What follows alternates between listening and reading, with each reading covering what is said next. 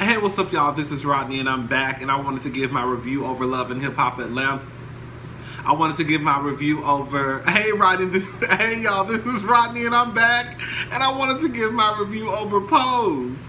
Let's go ahead and get into the review because I still need to do hot topics, and I need to cook and go to the gym, then come back home and go to sleep.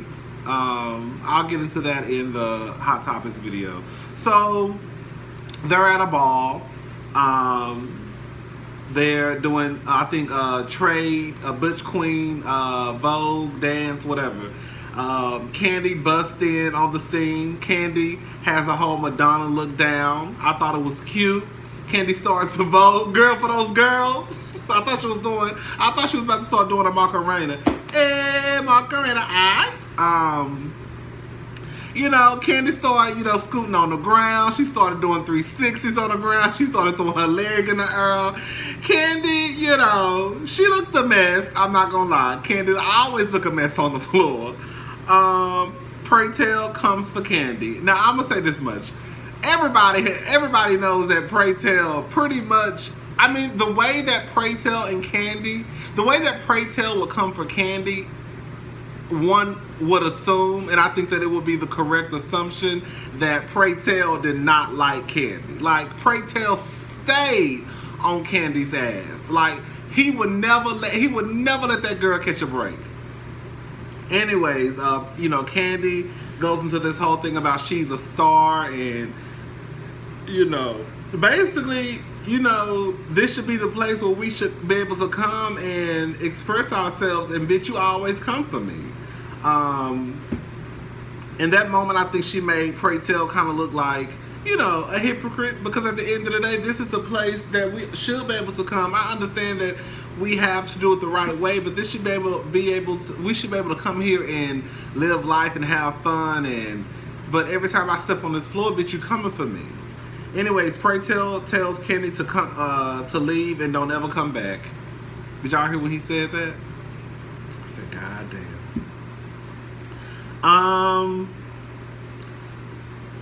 Judy and Blanca have an intervention with Pray Tell. He's not taking his medicine. He's going the holistic route. He's eating a pound of butter a day, which is not helping, because even Blanca said that she noticed that he's lost weight. It's not helping him with his HIV, because at the end of the day, I think his numbers are dropped. Basically, his situation is not as bad as Blanca's, but he needs to be on medication, pretty much. Pray Tell gets upset because he feels as though he's doing this way that he wants to do it, even though, he needs to be on his medication. The medication, for some people, basically things got worse when they got on the medication. So that was one of the reasons why Blanca didn't want to take it. That was one of the reasons why Pray Tell didn't want to take it. But Judy, basically let him know that things have gotten better, and that that's the way that he needs to go. But, Pray Tell wants to do things his way. Pray Tell is walking down the street. Okay, it's this man in Houston, y'all. And I see him at the mall. I've seen him on the bus. And he dresses, literally, I'm telling y'all, the way Pray Tell was walking down that street, it's a man in Houston that dresses just like that. 10 times, like, this man dresses 10 times over the top than what Pray Tell was dressed, how Pray Tell dressed. I'm talking about now in 2019. Like, this man literally walks down, comes into the Galleria. He has on a turquoise suit with a hat with some feathers on the side. I'm talking, he literally dressed like kind of like a pimp. And then he has his boom box, and he walks to the food court listening to his boom box. I'm so serious, y'all. I'm not making it. Girl, I cannot make this shit up. You will see him in hot pink suits, turquoise suits, cream suits. He'll have on a pimp hat. He dressed like a pimp. He'll have a little boom box. Probably like, no, girl, not even the size of this iPad. Girl, real small. Just a regular size boom box. Probably like from here on down. And he just walked through the food court listening to his boom box. And he just be walking. And one time, I'm not gonna lie, y'all, it's a black man. I'm not gonna lie, y'all. One time I saw that man, he had his shirt unbuttoned almost to his stomach. Baby, that man looked like he fine as fuck underneath them clothes. Like, he be walking through the store, and we be laughing sometimes. Like I told him, y'all can laugh at that man all day long. Let that motherfucker take them clothes off. I guarantee you that body is one, okay? Because I saw his ass walking through the mall one time, and that shirt was unbuttoned. And I saw a body underneath them clothes. Anyways,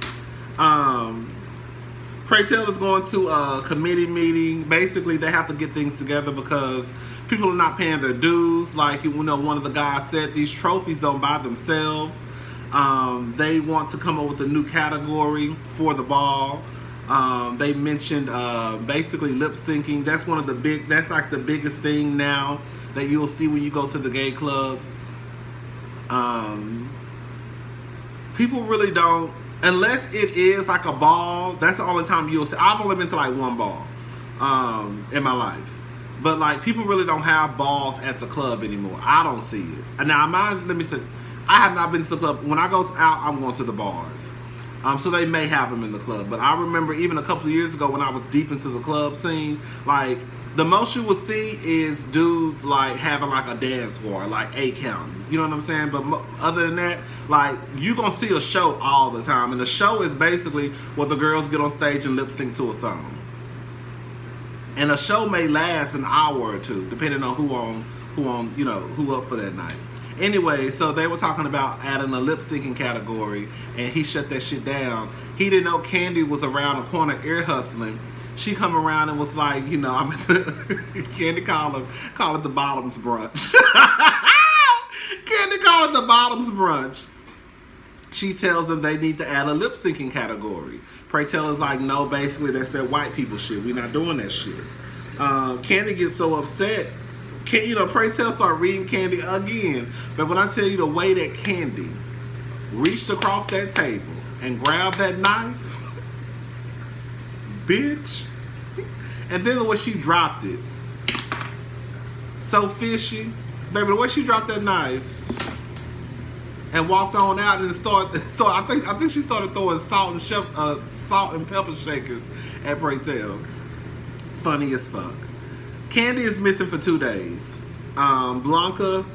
Oh, Candy's missing for 2 days. I thought Blanca looked gorgeous in the whole red and the red lipstick. I thought she looked absolutely gorgeous.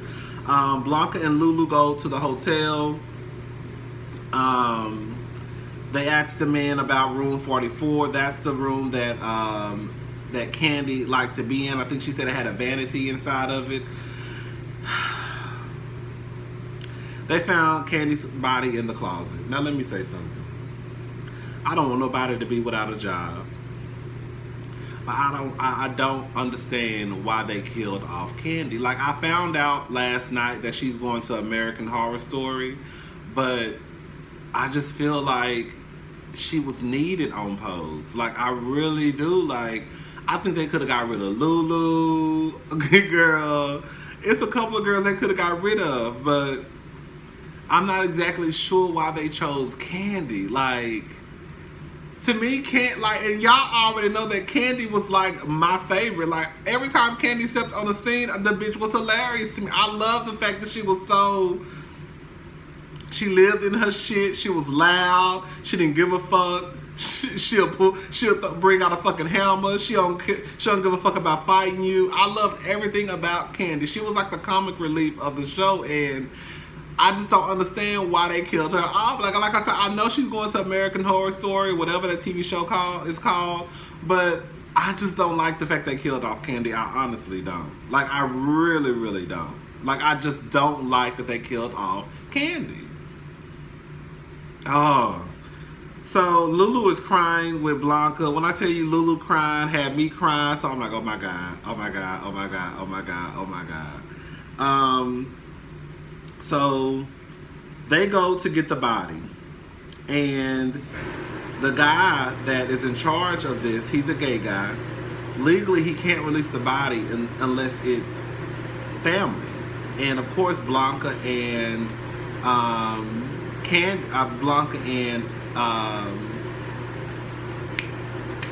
Electra, that's my dishwasher, y'all. Blanca and Electra, they're not Candy's family.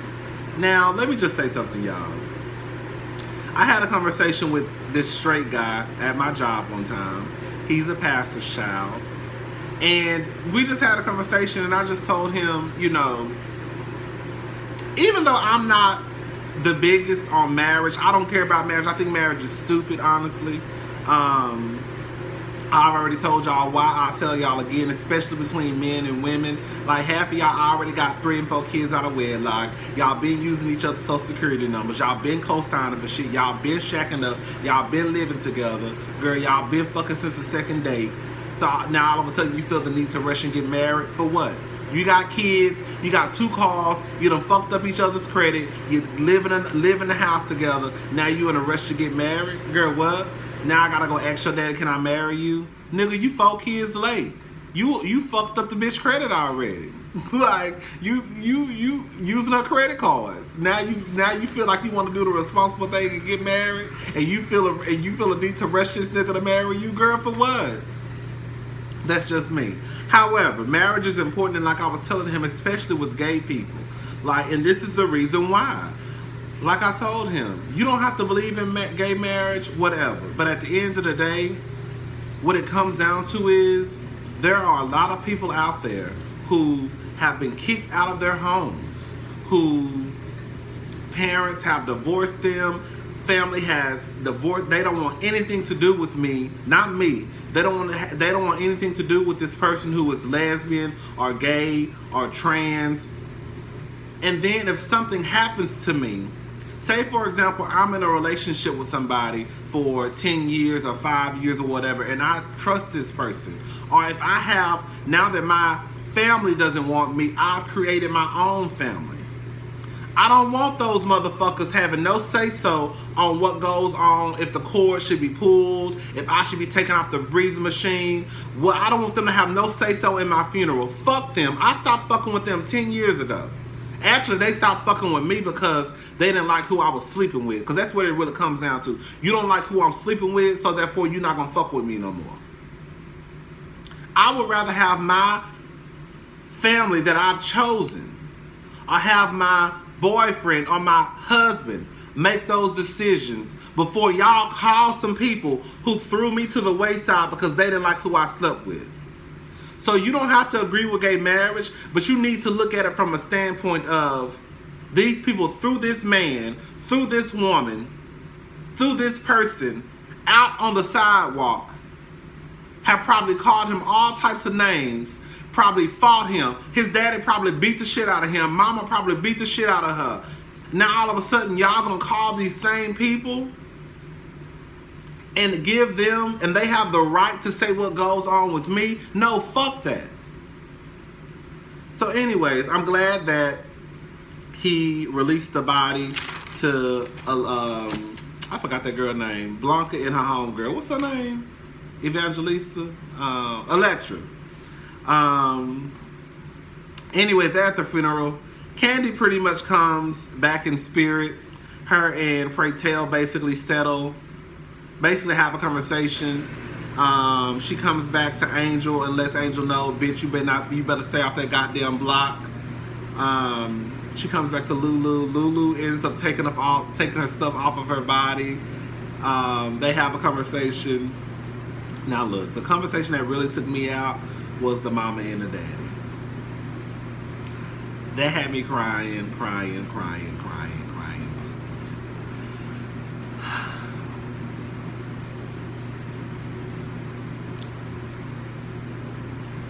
I think what it was, I think that the father, of course, knew that his son at the time was different. I think the mother was the one who had a problem with it, of course, and the father followed suit behind his wife. Instead of telling his wife, fuck you, that's our goddamn child, and we're gonna love her unconditionally, and all that, no, we don't fuck with her no more, that's not gonna happen. Fuck you. That's my motherfucking daughter. That's my child. But of course he didn't do that.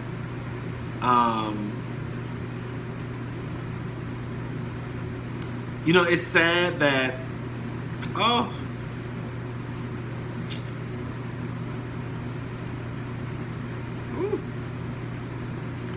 it's sad that, you know, when things like this happen to, you know, gays and trans and lesbians, and because believe, you know, a lot of people, you hear about these stories where, like, believe you me, lesbians go through the same thing that gays go through, and trans men and women go through it 10 times worse, if you ask me.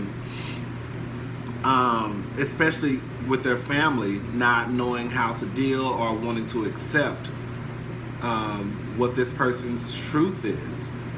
And it's just sad that now, after Kandi is dead, that, you know, they yearn for this relationship with their daughter. And now you can't have it because you pretty much kicked the bitch out on the street when she was alive because you didn't agree, you didn't understand, you didn't know how to deal with the fact that she was a trans woman. You know, Kandi basically lets her mother know, like, basically, I thought you knew. Like, you saw me putting on your wigs, girl. You saw me putting on your pumps and dresses, girl. You know, I thought you knew. And she was just like, you know, I just thought that you were creative. I thought that at the worst that you were gay. You know, and I get it. You know, I'm not gonna lie, I get it. You know, it took me a while to kind of understand the whole death in the family thing. Like, it is the truth. Like, if someone in your family says that there are trans, it is kind of like a death in the family because that person will no longer be here. So, you know, I get that part, and I get that, you know, it's one thing having to deal with a son or a daughter who may be lesbian or gay, but I do think that it may be a bigger pill to swallow when your son comes to you and tells you, hey bitch, you know, I don't want to be called Kevin no more, I want my name to be Keisha. Like, I get it. I'm not gonna sit here and act like I don't. That's why I always say that it's no such thing as unconditional love. It's always conditions. As soon as somebody does something that you don't like, you know, and sometimes you even have the right to say so, you know, you cut them off. You know, it's one thing if somebody cheats on you, fuck you, bitch, I'm done. It's one thing, you know, when your son or daughter is gay or trans, and I understand that it's hard for a lot of people to deal with that, especially black people. Especially black people who live with the Bible in their back pocket. But at some point, you just can't keep using that Bible as a cover up for your fucking hatred. Like, it does not work that way. You don't agree with who I'm sleeping with. Well, I don't agree with who the fuck you sleeping with either.